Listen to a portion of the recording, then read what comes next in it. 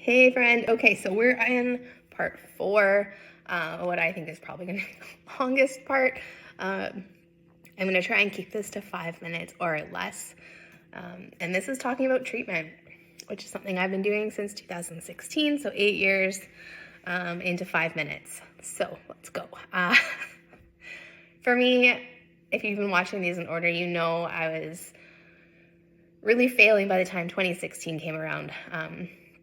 I went to my first Lyme literate doctor's appointment in a wheelchair. My husband was helping me with basically all my ADLs. He was helping me in the shower. He was helping me on the toilet. He was brushing my teeth, helping me eat. He was sitting me up to swallow pills, carrying me because I couldn't walk through the house.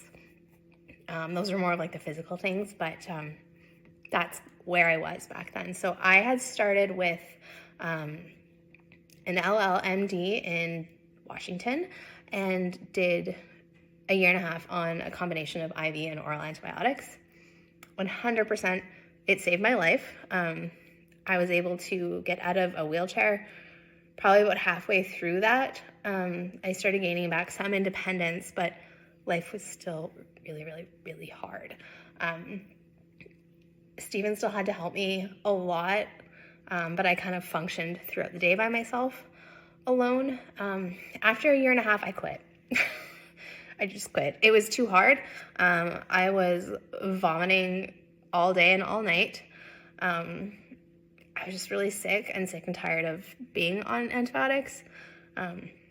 And you know, like if you're finding yourself in a situation similar, regardless of what you're doing for treatment, but if it's too hard and you think you just have to stop, I would encourage you not to do what I did. Talk to your doctor. It's possible they might be able to offer you a break and to continue on that path. I don't know if that would have made a difference for me, but I do wish that I would have at least talked to them instead of quitting. So I quit. And then my husband's family lives in Switzerland, so we went to a clinic in Switzerland that was about 25 minutes from his grandma's house. We stayed there. And I went to this clinic 3 times from January 2018 until May 2019. So about a year and a half going back and forth. I don't think I really made any progress at that point, at least not in a way that seemed measurable. I didn't gain any ground. I hadn't regressed at all, but I wasn't getting any better. I do think with that, I was building myself back up on a really molecular level. So I think I was doing a lot of work to repair from the infections and the antibiotics, but the infections were not under control. So at this time, I found a naturopath that was Lyme literate in Manitoba, and I had started going to him, and we were really hopeful. He was really great.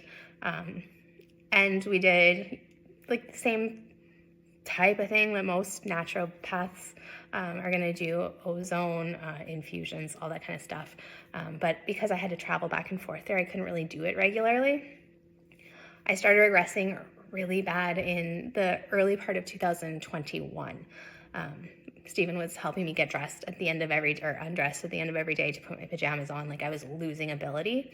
I thought I was going to be in a wheelchair again.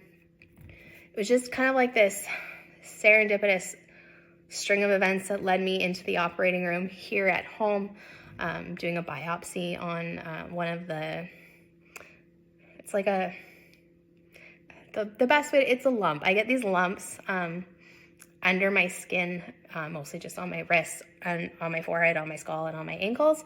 They're really big. It's almost just like there's like a marble under my skin, and they come and go really quick. So we were biopsying one of them. This new surgeon, long story short, told me to go back to the doctor I had in Washington. So I went home, I made the appointment, I cried about it. I cried a lot about it. I always felt that if I ever went back to antibiotics, I felt like a failure. I felt like all the work and the money put into natural treatment and trying to heal from the antibiotics was wasted.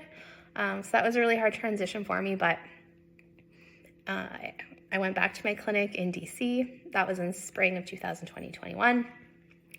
And I restarted antibiotics in the early part of the summer.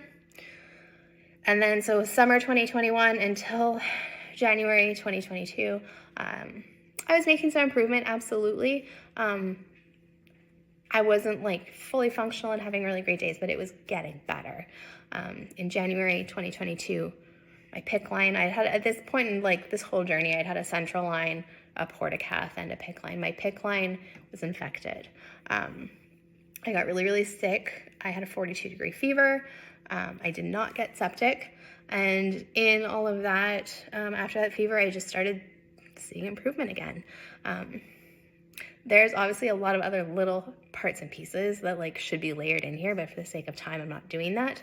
But that's when I started seeing improvement. So I've just still been on that path of pulsed antibiotics. I'm now down to 3 weeks off, and we've just, in this last cycle that I just finished yesterday, my 32nd treatment cycle since 2021, we've started decreasing some of the meds. So ideally, I'm going to be able to stay as well as I have been for the whole 3 weeks off, and I'm not going to herx as hard on the meds, and that's going to be kind of the judge of if we can continue to back off of them and give me more time off in the spring when I do a follow-up. So that's kind of where I'm at with treatment. It's just been antibiotics, natural antibiotics, and then like all of these other little, I'd say, lifestyle nuggets sprinkled in there, whether it be nutrition, movement, mindset, supplements, all of that. So that is my treatment path. I'm at 7 minutes. I did good. Less than a minute per year, so I'm gonna call that a win.